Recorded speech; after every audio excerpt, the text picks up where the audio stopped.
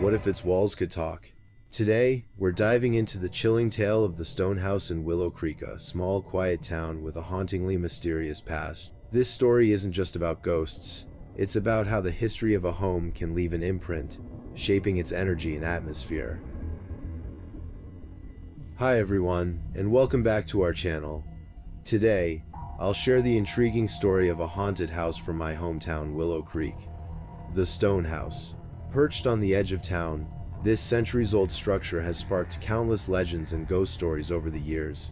As we unravel its history, we'll explore how the past of a home can influence its present, what signs might suggest a supernatural presence, and how to separate myths from reality. So grab a blanket, dim the lights, and let's get started.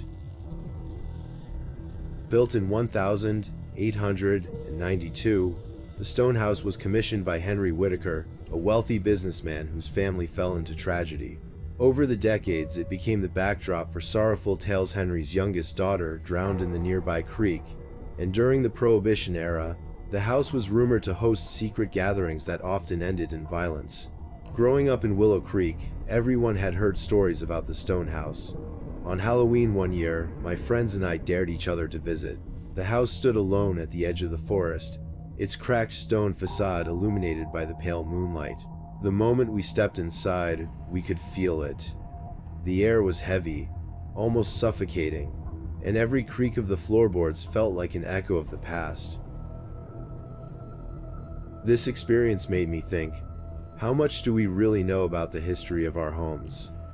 Understanding the past could reveal hidden layers that shape our present experience. If you've never looked into your home's history, now might be the time. When it comes to identifying a haunted house, the first things people notice often involve their senses. For me, the Stone House in Willow Creek provided some unforgettable moments that seemed to defy logical explanation. Let me share what happened that night. As we stepped into the dimly lit hallway, the first thing I felt was an abrupt drop in temperature. It wasn't just a cool breeze, it was like walking into an invisible freezer. My friend Lisa, who was standing next to me, shivered and muttered, "Why is it so cold here?" The odd thing was, just a few feet away, the air felt perfectly normal. This wasn't the kind of draft you'd expect from an old house. It felt deliberate, like the chill was confined to that one spot. But the chills weren't the only thing we noticed. As we made our way through the house, there was an undeniable scent: lavender. Faint, but unmistakable. At first, I thought it might be lingering from some old air freshener or potpourri, but the house had been abandoned for decades. Where could it have come from? It was unsettling, especially when Lisa told me lavender was often associated with mourning and funerals in Victorian times. The thought sent a shiver down my spine. Then came the sounds. In the silence of the house, every noise was amplified: the creak of floorboards, the rustle of leaves outside, and then the tapping. At first it was faint, almost imperceptible, but as we ventured deeper, it grew louder and more rhythmic. It sounded like it was coming from the walls. We froze, exchanging nervous glances. "Maybe it's just a rat," someone whispered, trying to dismiss it. But this wasn't random scurrying. It was too deliberate, like a message being sent. What struck me most was the intensity of the sensations. The cold, the smell, the sounds, they didn't feel random or coincidental. It was as if the house was alive, responding to our presence. For a moment, I even thought I heard faint whispering, just on the edge of hearing, though no one else mentioned it. The experience left me rattled and questioning everything. Sensory experiences like these are some of the most common signs people associate with haunted places. Sudden temperature changes, unexplained smells, and odd sounds are often reported by those who believe they've encountered the paranormal. But it's important to remember that there can be rational explanations for these phenomena. Drafts from broken windows or poor insulation can create cold spots. Old wooden houses are notorious for creaking due to natural settling or shifts in temperature. Even the smell of lavender could potentially come from old wood or plant roots buried nearby. Yet, when you're standing in the middle of it feeling the cold, hearing the sounds, it's hard not to let your imagination take over. The key is to stay calm and curious. Document what you experience. And don't jump to conclusions. Sometimes the most thrilling part of exploring these phenomena is the process of uncovering the truth, whether it's supernatural or not. Not all hauntings are loud or dramatic.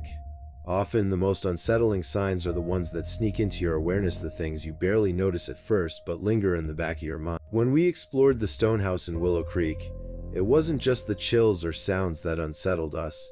It was the smaller, subtler things that made us question whether we were truly alone. The first subtle sign came when we were setting up. I had placed my flashlight on a windowsill in the dusty parlor room, right next to my backpack. We were all gathered around, trying to decide which part of the house to explore next. When I reached back to grab the flashlight, it was gone. At first, I thought someone had moved it as a joke, but no one admitted to touching it. Moments later, one of my friends spotted it lying in the middle of the floor, several feet away from where I had placed it. We laughed nervously, trying to rationalize it. Maybe it had rolled off somehow? But the windowsill was flat, and there was no way it could have traveled that far on its own. It felt like something or someone was toying with us. Later, as we ventured upstairs, my friend Lisa decided to record everything on her phone. She had checked the battery before we started, and it was nearly full. Yet, just as she panned the camera toward one of the cracked bedroom doors, her phone screen went black. When she tried to turn it back on, it wouldn't respond. We chalked it up to bad luck, but then the same thing happened to another friend's flashlight. It flickered uncontrollably before dying completely. It wasn't until we got home that Lisa's phone miraculously powered back on, with the battery still at 80%. She swore that something in the house had drained it, and honestly, I couldn't argue. Perhaps the most unnerving experience wasn't something we could see or hear, it was something we felt. As we moved through the house, there were moments when the hair on the back of my neck stood up, as though someone was standing right behind. Several of us mentioned the same sensation. A heavy, oppressive feeling, like we were being observed. It wasn't constant, but when it happened, it was unmistakable. In one particularly chilling moment, we were standing in what used to be the master bedroom when my friend Jake froze mid-sentence. "Did you hear that?" he whispered. None of us had heard anything, but he swore he felt someone brush past him, even though the room was empty. Whether it was paranoia or something more, the experience left us all shaken. These subtle signs, objects moving, electronic malfunctions, and an eerie sense of presence here are often reported in haunted locations. They're harder to explain and tend to leave a deeper impression than sensory phenomena. But before jumping to conclusions, it's important to consider alternative explanation. For example, objects might shift due to uneven surfaces or vibrations from footsteps. Electronics can malfunction due to poor batteries or interference from environmental factors. And the sensation of being, it could stem from your brain processing an unfamiliar, unsettling environment. Still, there's something about these experiences that defies easy answers.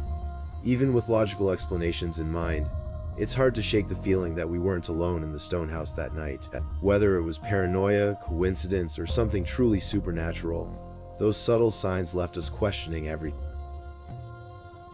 While the experiences we had at the stone house were undeniably unsettling, not every unexplained occurrence is paranormal. In fact, many things that seem supernatural at first glance can often be explained by natural or psychological phenomena. That's why it's important to approach these experiences with a balanced perspective, curiosity, but also skepticism. One of the first things people associate with hauntings is sudden cold spots or temperature fluctuations. That night in the stone house, we walked through several icy patches that sent chills down our spine. At the time, it felt supernatural, but when we revisited the house in daylight, we noticed broken windows and gaps in the stone walls that could have easily let in drafts. The house had no insulation, so it was likely the cool night air creating those pockets of cold. The rhythmic tapping we heard during our visit felt eerie and deliberate, but old houses like the stone house are notorious for their creaks and groans. As wooden structures age, they expand and contract with changes in temperature, producing noises that can sound surprisingly. The tapping could also have been caused by small animals, mice, or birds nesting in the walls.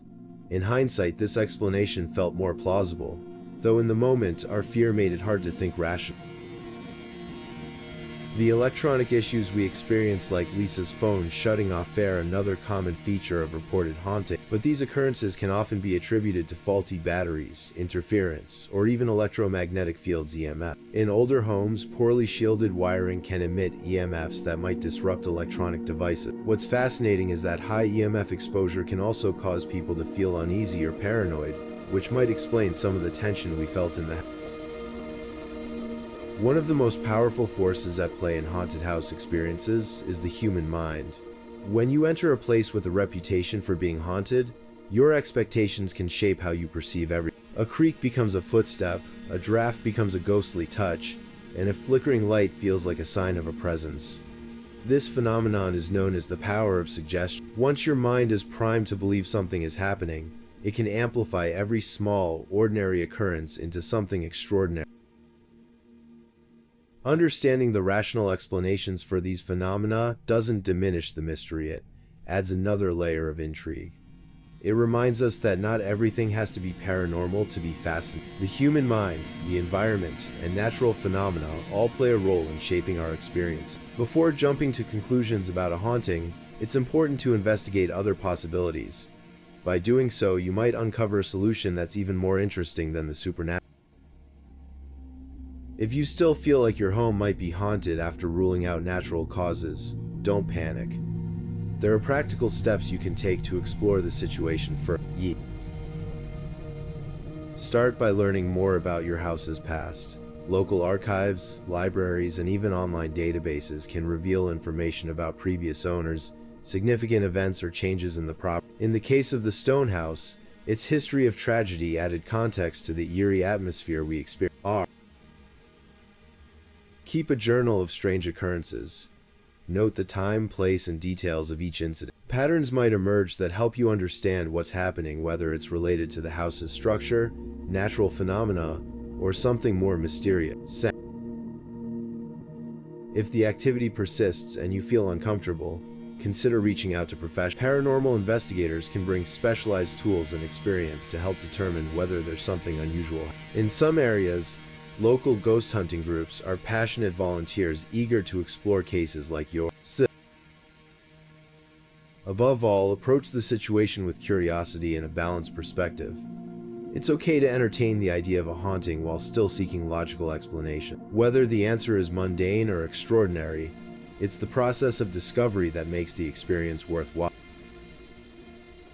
The stone house in Willow Creek taught me that the line between the natural and the supernatural is often blurred. Whether or not you believe in ghosts, exploring the unknown with an open mind and critical thinking can lead to fascinating discovery. Your home, like the stone house, may hold secrets that are waiting to be uncovered.